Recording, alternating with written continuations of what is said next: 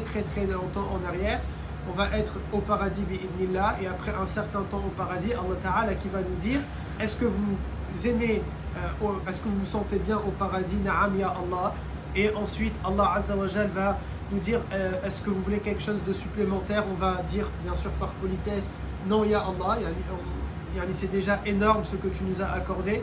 Allah Ta'ala va nous accorder quand même un bienfait.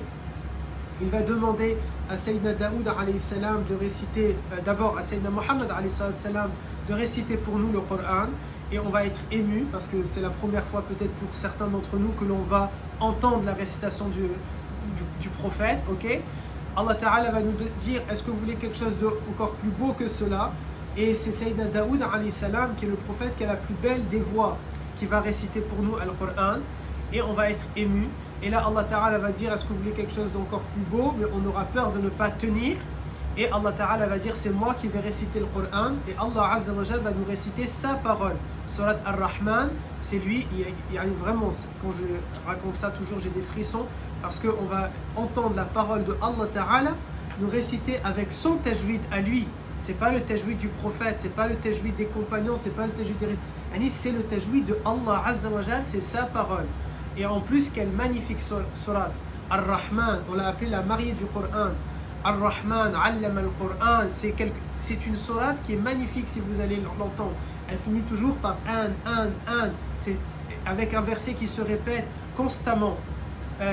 Est-ce que c'est une surat qui vous appelle beaucoup à la méditation? Dans Da'wa, toujours, je vous dis la méditation, la réflexion.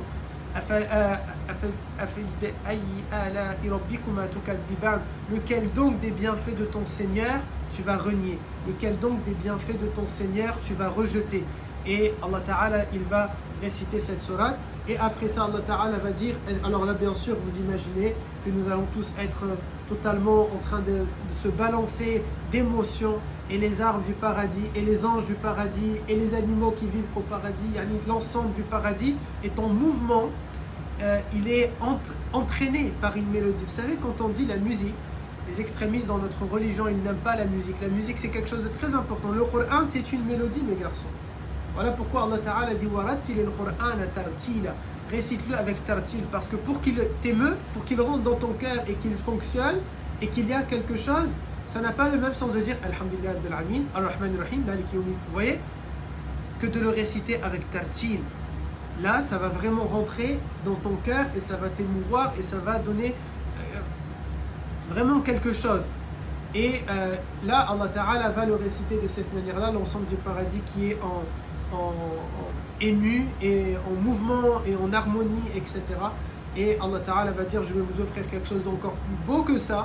Et Allah Ta'ala va se manifester à nous, mais par crainte, et parce que là, peut-être c'est égoïste pour nous, on a peur pour notre cœur, est-ce qu'il va tenir ou pas tenir, mais c'est aussi notre nature humaine ici. Notre fitra ne peut pas accepter, vous savez, la nature humaine, l'être humain, il a un instinct de survie. C'est pour ça que tu ne peux pas t'étouffer. Voici, il a testé. Tu ne peux pas t'étouffer, au bout d'un moment, ça y est, tu vas respirer. Ta nature humaine fait que tu ne peux pas accepter ça. C'est pour ça que moi, je ne suis pas d'avis, quand quelqu'un se suicide, je pense qu'il doit avoir un problème psychique. Parce que l'humain ne peut pas faire ça. Ce n'est pas possible. On a un instinct de survie qui fait que on entend un bruit, on va courir. Il y a quelque chose, on va se sauver. Vous voyez, c'est comme ça. Ça fonctionne de cette manière-là en nous-mêmes. Il y a des réactions chimiques, physiologiques, psychiques, etc. qui vont être en train de fonctionner. Est-ce que c'est ça qui va faire qu'on va se prosterner? Est-ce que c'est taqwa, la crainte de Allah Ta'ala? Est-ce que c'est l'amour d'Allah? Est-ce que c'est le respect? Probablement l'ensemble de ces éléments rassemblés qui va faire que l'on va tous sans exception se prosterner. Et ensuite Allah Ta'ala va nous permettre sa vision, tous les camps. Ça c'est facile. Ah, et voilà, ça ce sont les réponses faciles.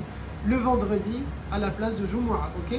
Puisque au paradis, je vous annonce, mes garçons, Alf Mabrouk alaykoum, il n'y a plus les 5 prières obligatoires, il n'y a plus Ramadan, il n'y a pas de zakat, il n'y a pas de tahajjud, il n'y a pas de sadaqa, il n'y a pas de 10%, il n'y a pas de cours, il n'y a pas de faire da'wa, il n'y a pas quoi d'autre?